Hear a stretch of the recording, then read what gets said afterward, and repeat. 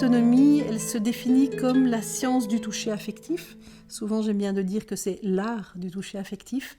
C'est deux mots grecs qui veulent dire le toucher et la confirmation. Donc le toucher qui sécurise, le toucher qui confirme. Et c'est une approche qui a permis de développer qu'un certain type de qualité de présence dans le toucher apportait des bénéfices directs à la personne qui est rencontrée et que c'est particulièrement mesurable chez les personnes quand elles sont davantage vulnérables ou qu'elles n'ont pas accès au langage.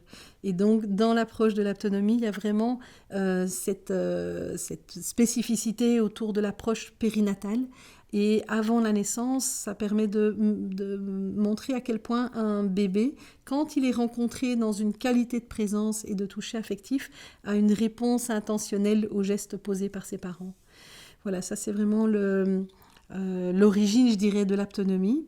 Et avec la préparation affective à la naissance, c'est Brigitte Domaine qui a redéveloppé à sa façon ce qu'elle avait expérimenté en aptonomie avec sa compétence de psychologue, psychothérapeute en périnatalité et donc de vraiment apporter un accompagnement émotionnel qui va plus loin peut-être que l'approche de la formation d'aptonomie de base et puis qui a été aussi complétée par un travail avec des ostéopathes et des sages-femmes de manière à pouvoir permettre aux parents d'être de plus en plus conscients de leurs ressources et de leur potentiel par rapport à l'accouchement, à la naissance, notamment dans un environnement hospitalier où c'est pas d'abord ce contexte affectif qui est mis en avant, mais le contexte médical, et comment pouvoir, dans ce contexte médical, retrouver les ressources d'une approche affective. Ça permet vraiment d'ouvrir un espace à une parentalité déjà pendant la grossesse qui est beaucoup plus concrète et qui permet d'englober le père, de vraiment que le père soit là, présent, qu'il soit aussi un pilier. Donc c'est pas juste se focaliser sur la mère et son bébé, c'est vraiment déjà voir globalement la famille. Et du coup, les parents qui viennent en prépa affective, ça intègre pleinement aussi leur bébé, leur couple, mais leur bébé. Et ils y consacrent déjà du temps, concrètement. Donc aussi bien en séance, mais aussi bien à la maison. Donc c'est déjà un enfant qui est intégré en partie dans la vie familiale et qui va déjà avoir des interactions avec ses parents. Donc ça ouvre déjà tout cet espace de la parentalité, alors que cet enfant, il est encore in utero. Fondamentalement, elle vise à apporter ce sentiment de sécurité, de confiance en soi pour la maman, pour le papa et pour le bébé. Et à travers notamment des propositions de jeux de contact affectif avec le bébé, les parents vont prendre confiance et conscience du fait que le bébé est déjà présent et sensible à leurs gestes et à leur tendresse. Et le bébé se sent confirmé dans son existence. Le bébé ne communique pas de la même façon que les parents, mais il a un potentiel de communication que tout le monde a eu un jour dans sa vie, c'est le sens du toucher. Se dire que la façon dont le bébé bouge, c'est déjà un premier langage, un langage de type non-verbal, mais un premier langage. Et donc c'est par cette interaction, par ce type de mouvement-là, qu'il va y avoir une relation qui se crée et qui se tisse. Il y a vraiment des propositions qui peuvent être faites même avant de tomber enceinte et puis très tôt dans la grossesse. Et il n'y a pas d'exclusion. Ça peut aussi s'adresser à une maman toute seule, ça peut s'adresser à un couple qui commence très tard. L'idéal pour commencer la préparation affective à la naissance, c'est autour de 3-4 mois. Même avant d'avoir senti son bébé bouger, les parents peuvent vraiment découvrir cette façon d'être présent et à l'écoute. Donc l'idée ne va pas être de faire bouger le bébé, il le fera et se fera sentir suffisamment tôt, mais vraiment plutôt d'être dans une qualité d'accueil et de ressenti de ce que le bébé manifeste. Et à partir de là, c'est comme s'il y a un autre langage qui se crée entre les parents et leur bébé.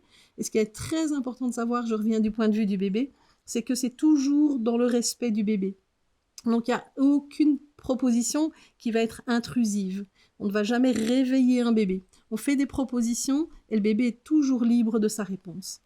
Les séances, habituellement, au niveau d'un horaire, tournent autour d'une heure, parfois un tout petit peu plus, mais c'est souvent autour d'une heure. Le contenu des séances va évoluer tout au long de la grossesse. J'ai abordé les jeux de contact affectif qui peuvent se commencer déjà très tôt dans la grossesse. Et il y a différentes propositions qui vont être faites au fur et à mesure des séances, qui vont prendre en compte le bien-être de la maman, en termes de ressenti physique, en termes d'étente de l'espace du bassin, qui permet aussi que le bébé soit plus libre de ses mouvements quand il grandit. Ça favorise par exemple la position tête en bas et le papa, la compagne, va pouvoir vraiment jouer un rôle qui accompagne le bien-être de la maman et le bien-être du bébé. Donc il y a des façons de jouer avec le bébé, des bercements, des positions de confort pour les trois, particulièrement papa-maman. Il y a toute l'approche autour de la préparation à la naissance qui va prendre en compte aussi le vécu émotionnel. Il y a beaucoup d'émotions qui sont en jeu dans un accouchement et cette préparation psychologique et émotionnelle à l'accouchement est vraiment une clé, une ressource pour pouvoir, quelle que soit la façon dont les choses se présenteront réellement le jour J, pouvoir avoir accès à davantage de ressources dans sa sécurité intérieure, mais aussi dans le fait de se sentir soutenu et en lien avec le papa ou la compagne et avec le bébé. Donc vraiment ensemble et à trois. Et puis, ça se poursuit par des séances qui vont vraiment apporter du concret autour de la préparation à la naissance et puis aborder l'après-naissance. En général, c'est utile d'en avoir parlé avant la naissance du bébé. Donc, ça se construit en fonction des praticiennes, je dirais 5 à 7 ou 8 séances. On peut en faire moins, parfois il y en a un peu plus qui sont nécessaires, donc on va toujours s'adapter aussi à la demande des parents. Les jeux d'interaction qu'on va proposer, au début on va proposer des jeux assez simples pour affiner les perceptions et surtout y prendre du plaisir et de la joie, c'est vraiment ça, vraiment le but, le temps du câlin, le temps du contact.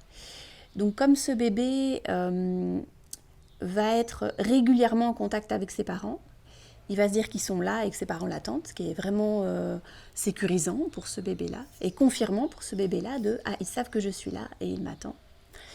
Et donc ces différents types de jeux vont être repris aussi pour l'accompagner le jour de l'accouchement. C'est finalement ça, si on peut dire quelque part, l'utilité aussi des jeux le jour de l'accouchement, c'est de lui donner des petits cailloux pour lui dire « Mais on est là, c'est par là la sortie, et c'est par là, et c'est par là ». Donc au début, on invite en paroi et puis progressivement, on va inviter dans d'autres parties du corps, hein, le dos, le périnée, jusqu'à l'extérieur dans l'accompagnement le plus loin possible. Finalement, c'est ça. Et alors, ça se prolonge après la naissance par la qualité d'accueil du bébé à l'instant de sa naissance, en termes de gestes et puis de contexte affectif, mais aussi dans la vie de tous les jours. Une fois que cette connivence s'est mise en place pendant la grossesse, les parents ont une capacité d'écoute et de présence à leur bébé, même dans les gestes du quotidien, qui est favorable de nouveau à cette confiance, cette sécurité de base, mais aussi l'autonomie du bébé. Un papa me disait, dès qu'il est né, dès que je l'ai eu dans les bras, on s'est reconnu. J'ai reconnu son toucher, c'était le toucher que j'avais avec lui pendant la grossesse. Voilà. Et par rapport au bébé, ce qu'on peut observer, et ce que j'aime bien, c'est que les retours peuvent venir autant d'un pédiatre parfois ou des puéricultrices en crèche, c'est qu'on observe que ce sont souvent des bébés qui vont avoir une vraie présence, et cette présence, on la sent dans le regard. Donc on sent que ce sont des bébés qui disent « Ah, vous me reconnaissez, je suis là ». Et ça développe évidemment des compétences dans la communication. Ce sont des bébés qui sont un peu plus clairs. Ça ne veut pas dire qu'ils ne pleurent pas et qu'ils n'ont pas de difficultés, mais qui sont un peu plus clairs. Ça peut se marquer aussi dans la qualité du tonus. Ce sont des bébés qui sont en général assez présents et interactifs au niveau du tonus.